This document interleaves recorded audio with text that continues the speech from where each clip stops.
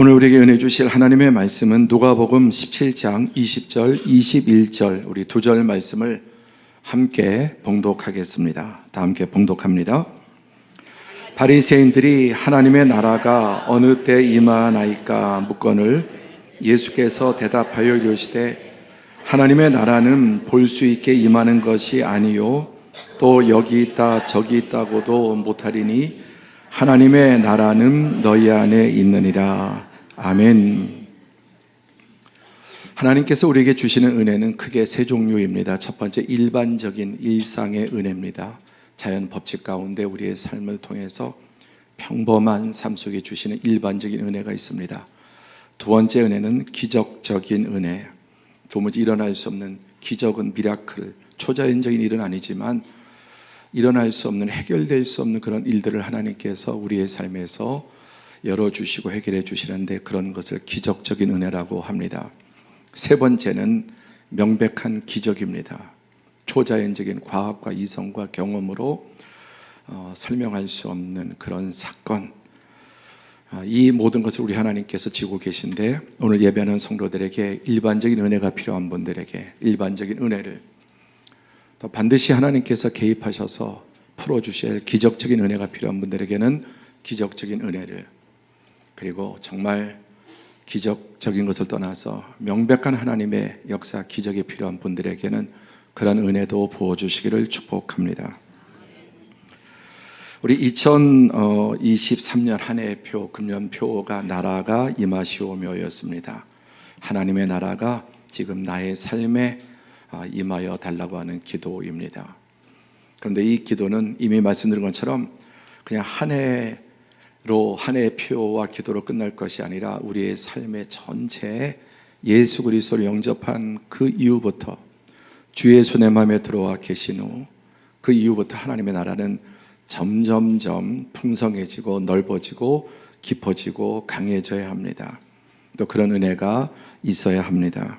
오늘도 예배를 통해서 하나님의 나라가 우리 살아가는 모든 성도들의 삶의 영역에 영과 혼과 육과 전인적으로 풍성해지기를 축복합니다.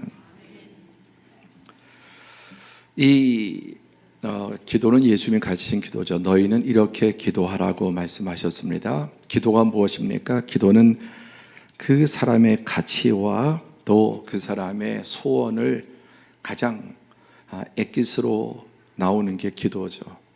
쓸데없는 것을 기도하지 않습니다. 내가 가지고 있는 가장 열망, 소원, 바라는 것, 이런 것들을 기도하게 되어 있습니다.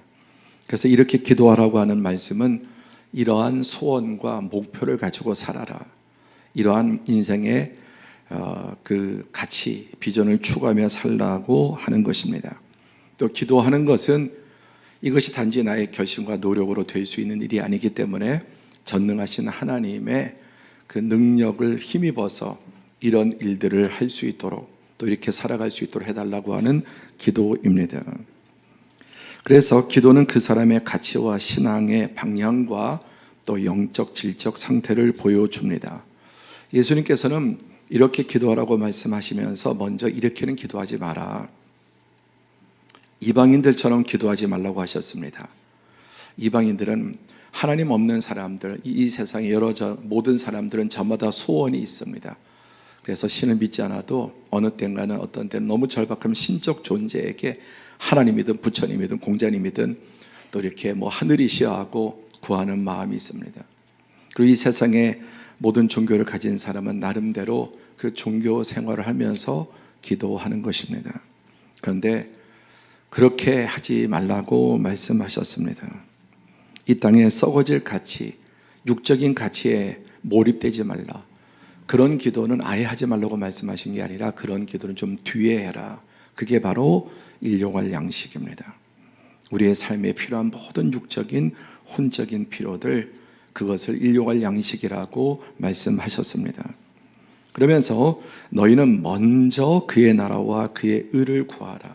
먼저 구할 것, 그리고 나면은 이 모든 것들, 11절에 일용할 양식, 우리가 이 땅을 살아가면서 필요한 것들을 하나님께서 너희에게 더해 주시겠다고 했는데 시편 23편 5절에는 내 잔이 넘치나이다, 그냥 찔끔찔끔 조금이 아니라 하나님의 일용할 양식은 우리의 잔이 넘치는 은혜입니다. 하나님께서 오늘 예배를 통해서 우리 사랑하는 성도들의 영육혼의 모든 것들 내 잔이 넘치는 은혜를 주시기를 축복합니다. 지난 6월 18일 날 이제 중간 한번 점검으로 나라가 임했습니까? 라는 제목으로 설교했습니다. 1월 첫 주에 나라가 임하시오며 우리 한 해 동안 이 비전 그리고 평생 이 비전을 추구하며 살아갑시다. 그게 하나님의 뜻입니다. 그리고 6월 18일 날 중간에 얼마나 하나님 나라가 임했는지 한번 점검해 보자고 말씀을 드렸습니다. 이제 12월인데 이제 12월이야 하는 분은 아무도 없을 겁니다. 한결같이 벌써 12월인가. 이제 한 해 마지막 달 우리가 얼마나 이 비전을 위해서 기도했고 또 우리 가정에 나에게 하나님 나라가 임했는지 한번 점검해 보면 좋겠습니다. 그리고 계속해서 하나님 나라의 가치를 깨닫고 우리 다가오는 새해 앞으로 더 하나님 나라를 추구하는 은혜와 복이 있기를 바랍니다. 자, 그럼 먼저 한번 체크를 해 봐야 되겠습니다. 여러분, 속으로만 대답하셔도 좋습니다. 이 6가지 질문에 한번 정직하게 스스로 체크해 보시죠. 첫 번째, 여러분 안에 하나님 나라가 있습니까? 이 말 자체가 무슨 말인지 전혀 모르는 분도 있습니다. 하나님 나라가 뭐냐? 그러나 신앙생활을 1년, 2년, 5년, 10년 했겠다면 여러분 안에 하나님 나라가 있습니까? 라면 당연히 그럼요. 있고 말고요. 초신자가 무슨 말인지 모르는 거는 상관없는데 교회를 제법 나온 분이 이 말이 무슨 말인지 모른다면 그리고 이 말에 그렇습니다라고 대답하지 못한다면 신앙생활 다시 한번 잘 생각해 보셔야 합니다. 죄송하지만 정상적인 신앙생활을 하지 않았다는 하나의 증거라고 할 수 있습니다. 두 번째, 그러면 하나님 나라가 당신 안에 있다면 하나님 나라가 어떻게 있습니까? 예, 내 안에 하나님 나라가 있습니다. 그 하나님 나라가 어떻게 있는데요? 거기에 대해서 대답할 수 있어야 합니다. 세 번째, 왜 하나님 나라가 있는 거죠? 당신 안에는 왜 하나님 나라가 있는지 물었을 때 그 이유를 정확하게 대답해야 합니다. 네 번째, 그럼 그 하나님 나라는 언제부터 생겼습니까? 원래 우리 안에 없는 거거든요. 그래서 지난주 디올리원에 오시고 또 오신 분들 많은 얼굴이 보이는데 너무 잘 오셨습니다. 처음 믿은 분들은 지금 이런 말들이 무슨 말인지 잘 모릅니다. 그런데 여기에 대해서 다 이제 대답하셔야 하는 겁니다. 그게 신앙생활입니다. 하나님 나라가 언제부터 있었습니까? 다섯 번째, 하나님 나라가 어느 정도 있습니까? 그러니까 신앙의 연수가 깊어질수록 이 대답에 대해서 어느 정도 있습니까? 라고 했을 때 당연히 많이 있죠. 가득하죠. 이렇게 얘기해야 되죠. 여섯 번째, 여러분 안에 있는 하나님 나라는 없어질 가능성이 있습니까? 없습니까? 만약에 지금 내 안에 하나님 나라가 있는데 이게 앞으로 상황과 환경에 따라서 뭐 사업이든 가정이든 뭐 건강이든 이런 외적인 환경 때문에 내 하나님 나라가 있었는데 없어질 가능성이 있다? 그런 거 제대로 된 하나님 나라 아닙니다. 하나님 나라는 절대 없어지지 않습니다. 영원합니다. 그래서 나이가 들수록 그리고 연로할수록 하나님 나라는 더 강하고 더 선명해질 수밖에 없습니다. 이 6가지 질문에 다 이렇게 온전하게 아주 긍정적으로 대답하시는 분들은 신앙생활을 잘 하신 겁니다. 그리고 여기에 대해서 이게 희미하다면은 오늘 말씀을 통해서 잘 세우시고 또 한번 내가 과연 지금까지 신앙생활을 과연 어떻게 한 건가를 한번 좀 이렇게 생각해 보시는 기회가 되면 참 좋겠습니다. 그래서 오늘 이제 말씀의 제목은 하나님 나라에 대한 오해입니다. 우리 모두는 크고 작은 오해를 다 가지고 살아갑니다. 나는 오해 별로 안 해. 그게 오해라고요. 나는 오해 안 하고 산다고 생각하면 그거야말로 심각한 오해입니다. 제가 지난주에도 교회 어떤 분과 관계도 제가 좀 오해를 해 어떤 말을 듣고 왜 그럴까? 그래서 다행인 것은 좀 대화를 해봐야 되겠다. 그래서 직접적으로, 간접적으로 얘기를 들었는데 그 얘기를 들었을 때는 제 마음에 실망이 많이 됐습니다. 그래서 직접적으로 한번 확인해야 되겠다 해서 통화하는 가운데 내가 잘못했구나, 오해했구나, 그런 게 아니었는데, 끊임없이 우리는 삶 속에서 이런저런 오해를 하게 됩니다. 우리는 성경에 대해서, 하나님에 대해서도 오해합니다. 지금 하나님에 대해서 섭섭하고 하나님 나한테 왜 이렇게 하십니까? 라는 마음이 있는 분도 있을 텐데 오해입니다. 하나님의 문제가 아니에요. 그 누구도 하나님에 대해서 원망할 이유는 단 한 가지도 없습니다. 도대체 하나님이 왜 나한테만 이러시는 거냐, 지금 왜 어떻게 이럴 수가 있느냐, 하나님에서 불만과 하나님에 대한 어떤 원망을 가지고 있다면 그건 정확하게 오해입니다. 우린 신앙생활하면서도 그래서 예수님의 성경에 대해서, 하나님에 대해서 오해를 많이 하고 있고 심지어 큰 오해를 하고 있다고 말씀하셨습니다.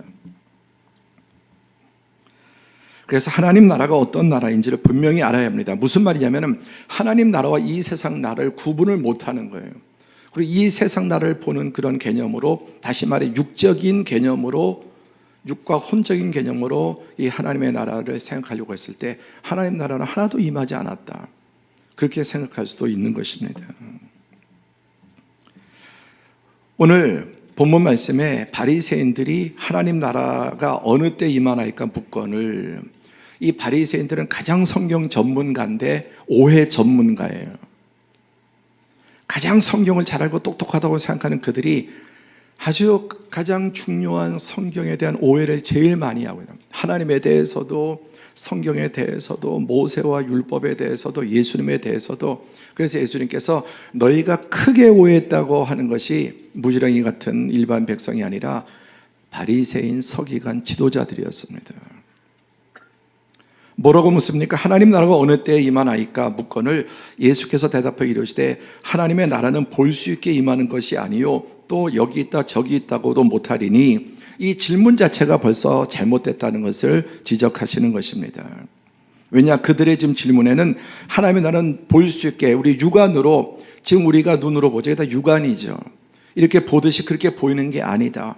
또 어느 때에 있다, 여기 있다 저기 있다. 우리 한국 땅 여기 있습니다, 일본 땅 저쪽에 있고 뭐 중국 땅 저쪽에 있고, 우리가 지역이 어디 있는 거죠. 어디가 우리나라고 아닌 거 우리 알죠. 근데 하나님 나라는 그렇게 경계선이 있는 것도 아니고 눈에 보이는 것도 아니다. 그래서 여기 있다 저기 있다. 그리고 어느 때, 이 때는 인간의 타이밍이에요. 크로노스라고 하는데, 하나님의 나라는, 하나님의 때는 카이로스지 인간의 우리 이 시계 째깍째깍 이 시간 개념으로 볼 수 있는 것도 아니고 이 시각으로 볼 수 있는 것도 아니라는 것입니다. 그런데 그렇게 보려고 판단했던 것입니다. 그들의 생각과 마음은 온통 잘못된 생각과 가치와 기대로 가득 차 있었습니다. 그들이 생각하는 하나님 나라는 이 로마 제국과 다를 바 없이 뭐 미국이든 중국이든 러시아든 이런 세상의 나라처럼 정치적, 군사적, 물리적, 물질적인 그런 방식으로 하나님 나라가 올 거라고 생각을 했습니다. 그런 나라를 기다리는데 그런 나라가 오지 않습니다.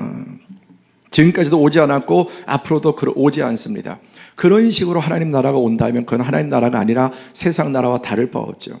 중세 1000년을 로마 가톨릭이 지배했는데 세상 나라 방식이었습니다.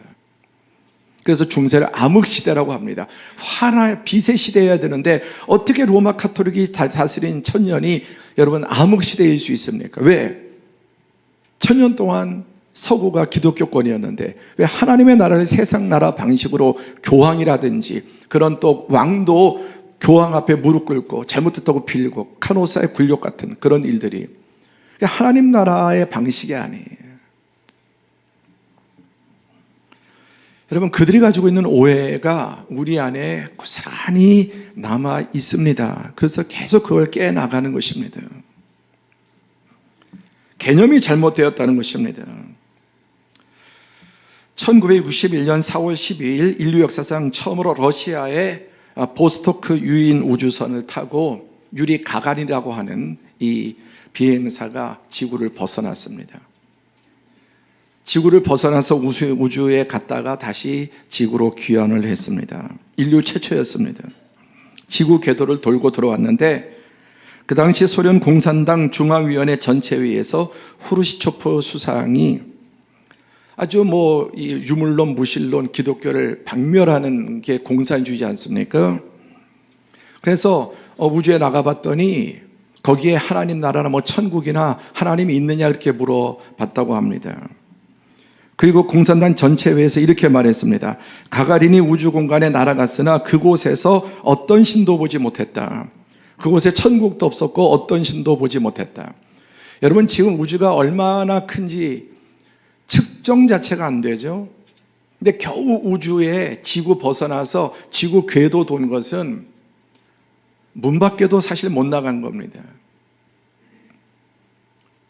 그래 묻기를, 그래 우주에 나가봤더니 천국이 있더냐, 거기 신이 있더냐, 없다는 대답을 들었다고, 어떤 신도 보지 못했다고 말합니다. 이게 뭐냐면 바로 인간의 하나님 나라가 저 우주에 있을 것이든지 온 우주를 다 뒤진다고 해서 우리가 생각하는 그런 방식의 하나님 나라가 그렇게 보기, 영의 세계인데 하나님 영이신데요. 그러니까 무신론, 유물론자, 진화론자들의 생각 속에는 그리고 그거 보고 없다고, 정직하면 온 우주 싹 한번 뒤주고라도 말해야죠. 겨우 그만큼 1mm도 못 나가서.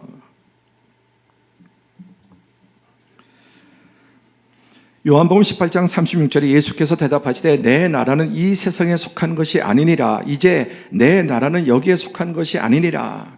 하나님 나라는 이 땅에 속한 것이 아닌데 이 땅을 하나님 나라로 만들려고 하는, 그것도 세상 방식으로, 그게 교회든 그게 누구든지 간에 그런 시도는 잘못된 것입니다.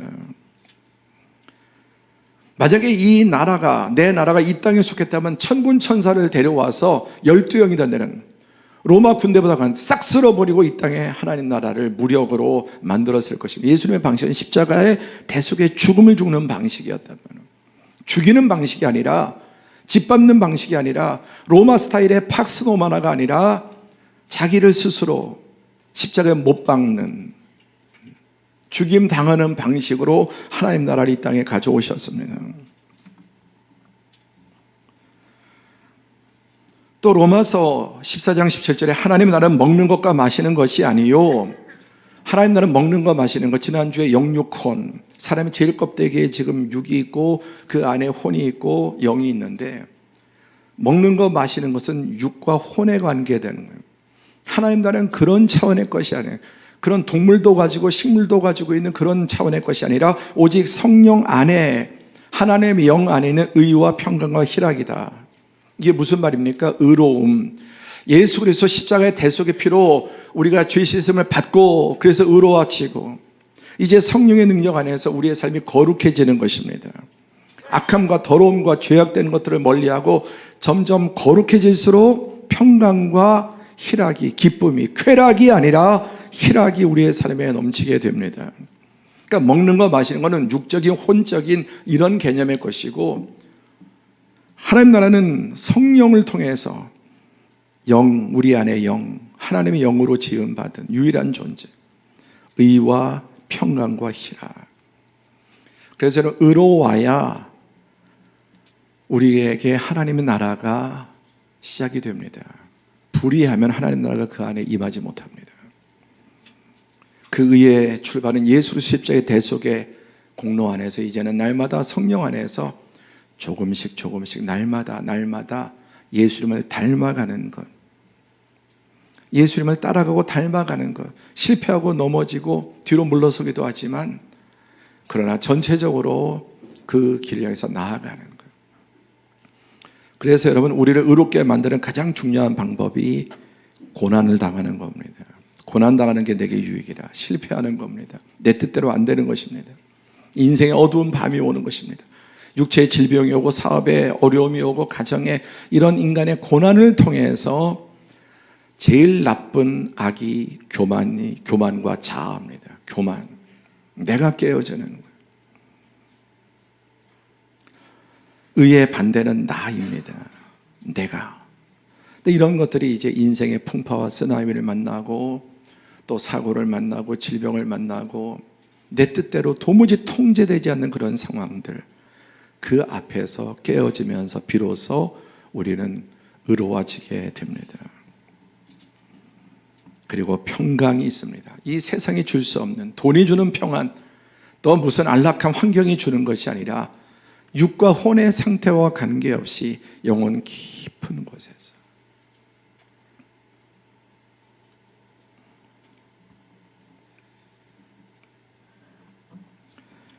하나님 나라는 지옥도 경계도 없습니다. 하늘과 땅에 경계도 없습니다.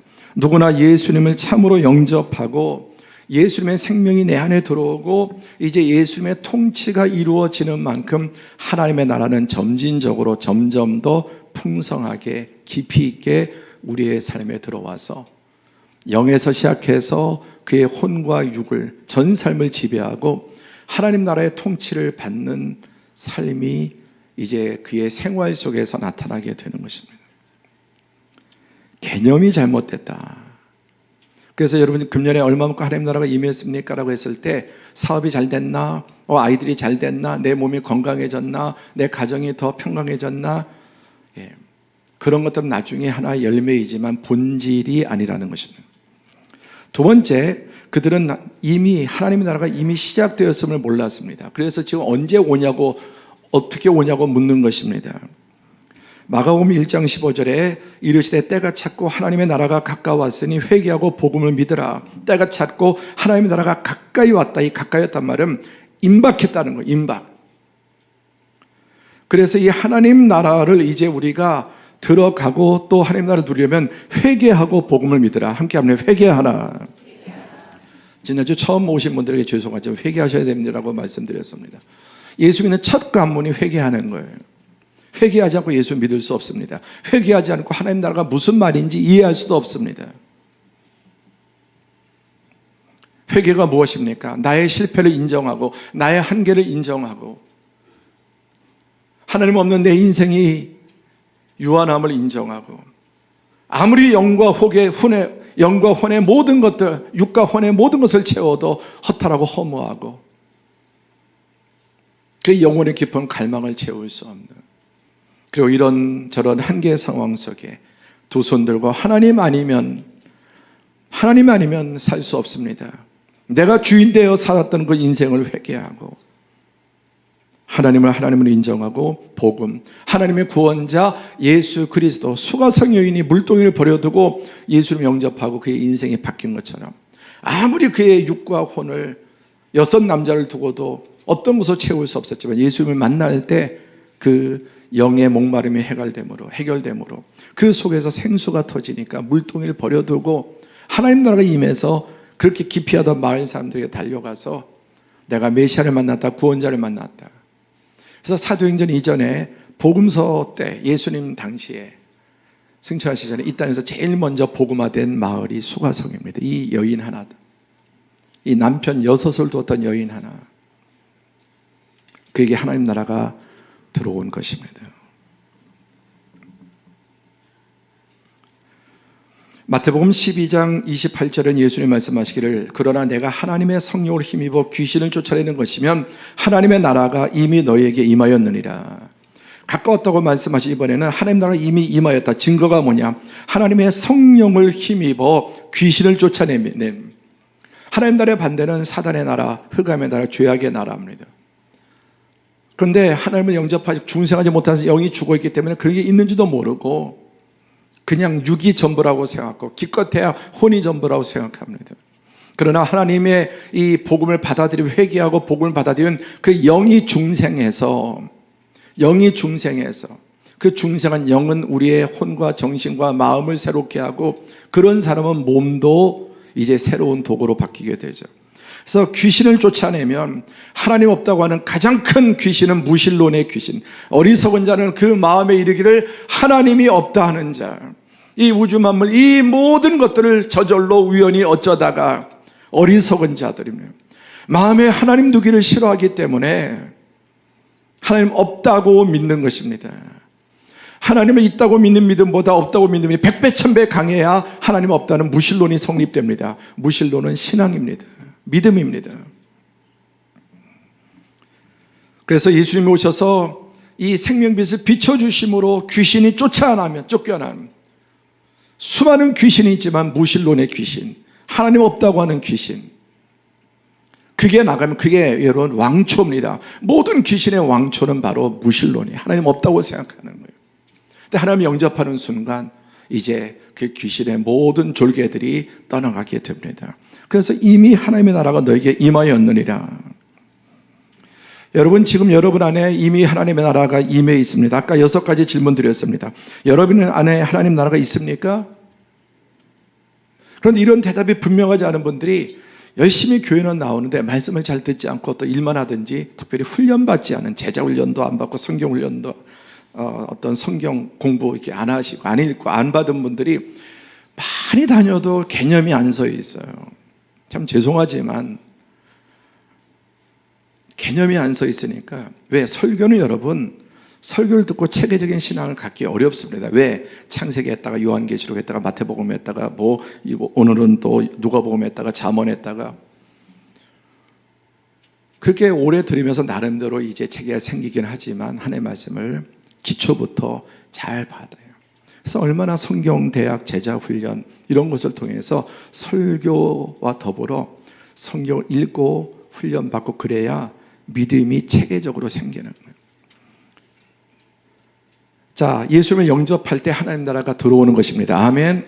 그래서 아까 하나님 나라가 여러분 임했습니까? 있습니까? 했을 때 아닌 것 같은데 하는 분 대답을 다시, 개념이 잘못되면 예수는 확실히 영접하셨습니까? 그럼 이미 하나님 나라가 그 안에 시작된 것입니다. 가장 큰 귀신이 물러간 것입니다. 아멘. 가장 강력한 귀신의 왕초, 하나님 없다 하는 무신론의 귀신이 떠나간 것입니다.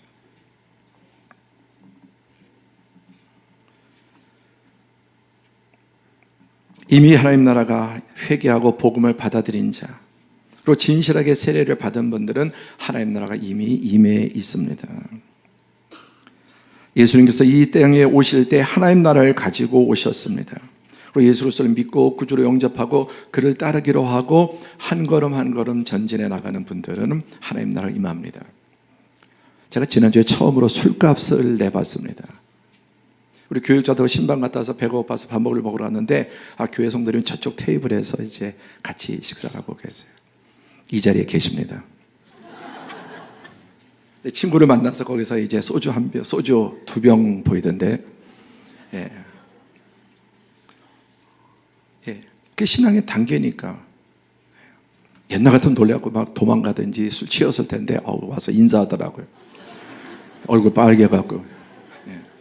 그래서 나가면서 제가 술값도 제가 처음으로 술값 이런 걸 내봤습니다. 근데 이미 하나님 나라가 들어와 있는 거거든요. 하나님 나라가 이미 시작된 거예요. 내가 지금 술을 먹느냐, 담배를 피느냐, 안 피느냐, 내가 욕을 하느냐, 안 하느냐, 그런 게 아니에요. 하나님 나라가 씨앗으로 시작이 돼요. 그래서 그 모습이 너무나 예뻤습니다. 술 먹는 모습이.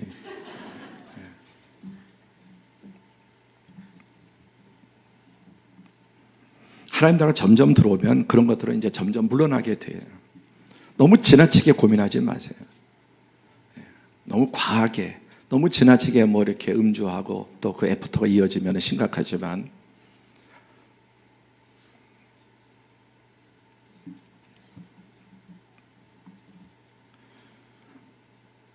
예수님을 나의 구주로 믿고 하나님을 믿은 그 사람에게는 이미 하나님 나라가 시작이 되었습니다. 사망에서 생명으로, 어둠에서 빛으로 바뀌게 됐습니다. 여러분이 이미 여러분 안에 예수님을 믿음으로 하나님 나라가 시작되었음을, 그게 잘하고 있음을 확실히 믿으시기 바랍니다. 근데 사단은 잘못된 기준으로 그걸 체크하려고 하니까 없나 보다 실망하게 되고 자꾸만 낙심하게 되고 무너지게 되고 그렇게 하는 것입니다.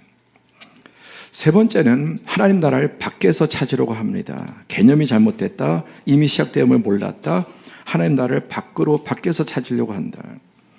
바리새인들이 하나님의 나라가 어느 때 임하나이까 묻거늘 예수께서 대답하여 이르시되 하나님 나라는 볼 수 있게 임하는 게 아니다. 또 여기 있다 저기 있다 못하리니, 이 세상 나라처럼 이 세상 나라는 다 우리가 위도 경도 등 위치를 알잖아요. 밖에서. 하나님 나라는 너희 안에 있는 것이다. 하늘과 땅의 경계도 없고 나라의 경계도 없고. 그래서 여러분, 여기도 하나님 나라가 있고, 지금 다른 교회 예배 드릴 때 하나님 나라도 있고, 일본에도 있고, 미국에도, 러시아도, 북한에도 있고, 하나님 나라는 전 세계에 퍼져 있는 것입니다.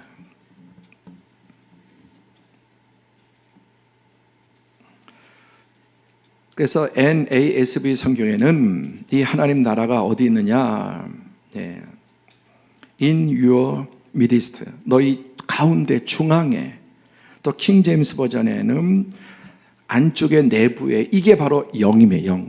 인간의 가장 껍데기에 육이 있고 영과 육을 있는 것이 혼이고 정신이고 마음이고 그 중심에 영이 있습니다. 하나님 나라는 그 사람의 영혼에 있는 거예요. 영혼 중심에. 하나님 나라는 너희 가장 중앙에 깊은 곳에, 그래서 나를 믿는 자는 그 배에서 생수의 강이 흐른다 그래, 넘친다 그래 예수님이. 나를 믿는 자는 그 배에서 생수의 강이 터진다, 넘친다. 그 배가 배꼽을 말하는 게 아니라 사람의 영을 말합니다. 오늘 일부 예배 마치고 장로님 한 분의 좀 안타까운 소식을 전해 들었습니다. 췌장암의 진단을 받은, 췌장암, 암 중에 제일 무섭다고 하잖아요.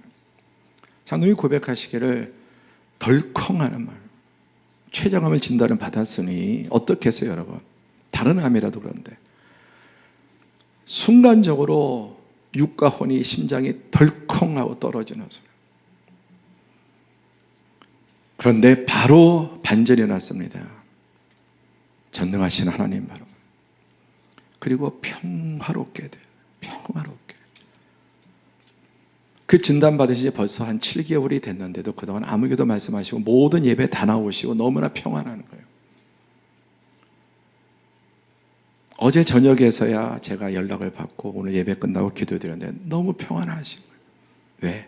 가장 깊은 곳에, 그러니까 육신이니까 잠깐 요동할 수 있지만 그 가장 깊은 뿌리에 바위처럼, 반석처럼 믿음이 새겨져 있으니까, 전능하신 하나님을 의지하고 두려움이 없으니까 너무너무 평화롭고 감사하다. 밖에서 찾으려고 하지 마. 행복도 자꾸 밖에서 찾으려고 하고, 또 물질에서 찾으려고 하고, 성공에서 찾으려고 하고, 돼도 허무하고 되지 않으면 패배감이에요. 실패감, 갈망하게 돼요. 우리가 얼마나 하나님이 주시는 은혜들, 행복들이 가득한데 그런 거 보지 못하고, 그 얘기 있지 않습니까?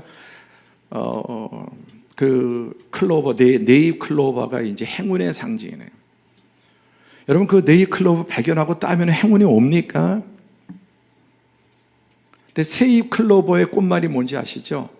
행복이에요. 그러니까 사람들은 사실 되지도 않는, 그 따봐야 아무 소용도 없는 네잎 클로버 행운을 찾으려고 지금 행복을 짓밟고 있는 거예요. 가정의 행복이 새잎 클로버는 천지지천에 깔려 있는데, 그거 여러분, 그게 행복인데 행운을 찾으려고 그런 것들을 밟고, 그래서 우리가 당연히 누릴 수 있는 그런 너무 일상의 행복들, 은혜들이 가득한데, 하나님 나라를 자꾸만 물질적인 축복, 사업이 잘 되고 자식들이 잘 되고 이번에 시험 잘 보고, 그럼 하나님 나라가 임했습니까? 이번에 아이가 시험을 좀 망쳤으면 하나님 나라가 떠났습니까? 그런 게 아니라는 말이죠. 금년에 사업이 아주 역대 최고의 실적이 났으니까 하나님의 나라가 임하고, 금년에 가장 사업이 어려웠으면 하나님 나라가 떠난 걸까요? 그렇지 않습니다. 밖에서 찾으려고 하지 마라. 하나님도 너희 한 사람 한 사람 그 영 속에, 그리고 그 영 속에서 자라면 혼으로, 육으로, 그리고 그를 통해 전 삶을 통해서 하나님 나라가 이제 퍼져나가는 것입니다. 자, 우리 영상 하나 보겠습니다. 이 영상은 1968년 12월 24일 인류가 아폴로 8호를 타고 달 궤도에 첫 번째로 진입했습니다. 아까 그것은 유리 가가린 지구 궤도를 도는 거고, 1968년에 12월 24일 성탄 전날 아폴로 8호를 타고 달 궤도를 돌았는데, 그때 3명의 우주인이 앤더스 러벨 보먼이라고 하는 미국 나사 소속 우주인이었습니다. 그들이 달에 이제 궤도를 돌면서 지구와 교신한 내용을 한번 들어보겠습니다. We are now approaching lunar sunrise, and for all the people back on Earth, the crew of Apollo 8 has a message that we would like to send to you.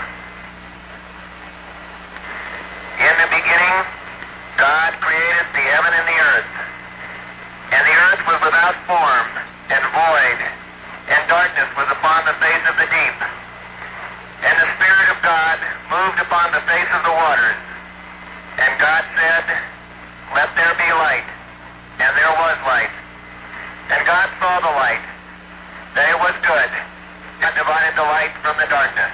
네, 여기까지 듣겠습니다. 이 내용을 보시면 이미 여러분들이 연구를 자주 다 통역이 됐겠지만 혹시 좀 이해 못할 분을 위해서 먼저 앤더스 우주인이 첫 통화를 하면서 지구와 교신하면서 창세기 1장 1절 2절 3절 태초에 하나님이 천지를 창조하시니라.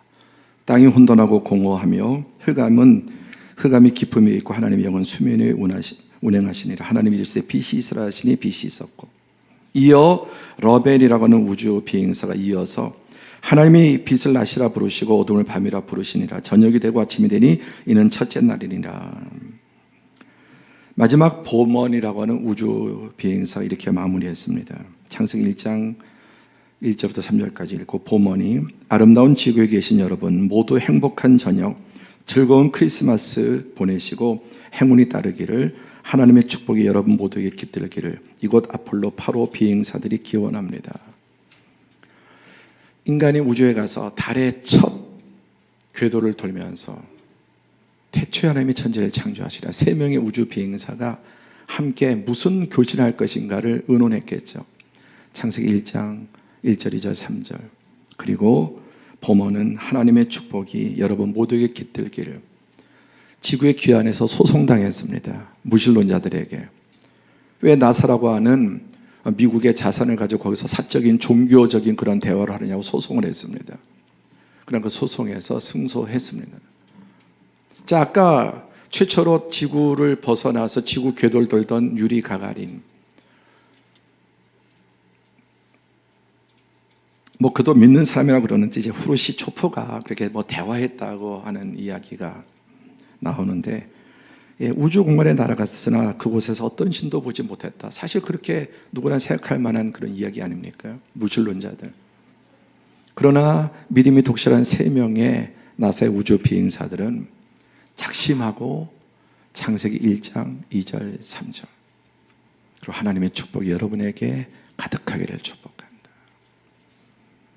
거기서 무슨 하나님 나라를 찾은 게 아니라 그들 마음속에 하나님 나라가 있기 때문에, 하나님의 진리와 생명의 빛이 있기 때문에 첫 번째 교신에서 그 많은 말들이 있지만 성경 창세기의 말씀을 가지고 하나님의 이름으로 우주에서 지구를 축복했던 것입니다. 마지막 4번째, 하나님 나라는 다 함께 시작. 내가 만들어 가야 된다. 다른 사람이 만들어 주기를 기다리고, 물론 서로 하나님을 함께 만들어 가지만 내가 만들어 가는 겁니다. 마태복음 13장 33절에 또 비유로 말씀하시되 천국은 마치 여자가 가루 서말 속에 갖다 넣어 전부 부풀게 한 누룩과 같으니라. 어르신들 잘 아시죠? 밀가루에다가 이제 빵을 만들고 할 때 누룩을 이렇게 집어넣죠. 그래서 누룩을 집어넣고 반죽을 하고 하룻밤 정도 지나면은 이렇게 부풀어서 맛있는 빵 또 뭐 이런 것들을 만들 수 있게 됩니다. 예수님께서 천국에 대해서 비유로 말씀하시면서 천국은 마치 이 가루 서말에다가 누룩을 집어넣어. 그리고 이제 반죽을 하고 자고 일어났더니 전부 부풀어졌습니다. 많이 넣든 조금 넣든 시간만 충분히 주면은 다 부풉니다. 천국은 바로 이렇다. 이 누룩이 누구입니까? 첫 번째 누룩이 예수 그리스도 이 땅에 오셔서 자신을 희생하시고 하나님 나라를 가져오셨습니다. 십자가 상에서 인류의 죄를 사하심으로 인간의 모든 이 죄악으로 인해서 사단의 나라가 되었는데 사단의 권세를 깨뜨리시고 하나님 나라를 시작하셨습니다. 그리고 이제 예수를 믿는, 참으로 믿고 예수를 따르는 사람들이 이 누룩이 되어서 너희는 세상의 빛이다 소금이다, 다 같은 말씀이에요. 나를 따라오너라, 내가 너희를 사람 낚는 어부가 되게 하리라. 사람 낚는 어부, 하나님 나라에 다른 사람들 초대하는, 이것은 목회자와 선교사뿐만 아니라 모든 우리 그리스도인들이 지난 D 올리원을 통해서 130명이 넘는 다른 분들을 초대, 그게 바로 사람 낚는 어부.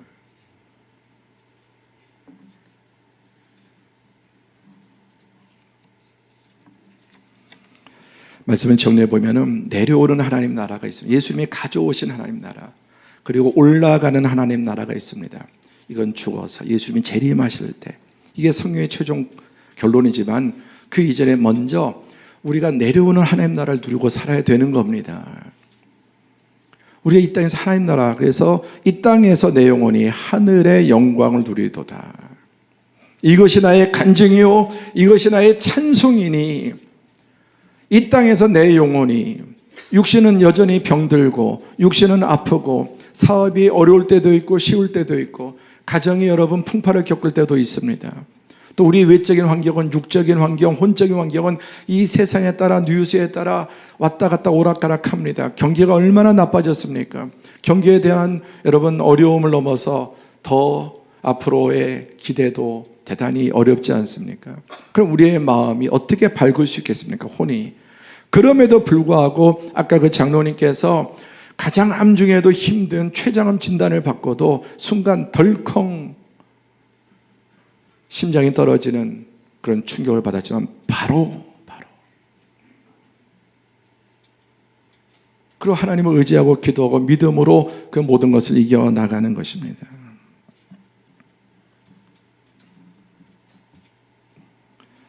하나님 나라는 내가 누릴 뿐만 아니라 우리 한 사람 한 사람이 참여를 통해 서 내가 가는 곳마다 하나님 나라가 확장되어야 됩니다.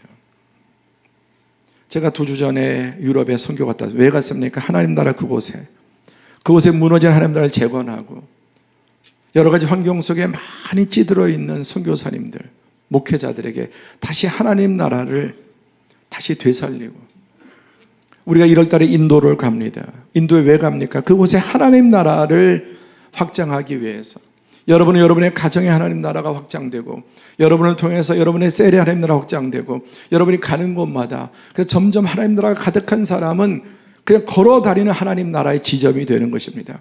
그 사람을 만나서 하나님 나라의 의로움이 이루어지고 하나님 나라 평화가 이루어지고 그 사람 만나면 기쁘고 또 만나고 싶고, 그게 바로 하나님 사람이에요.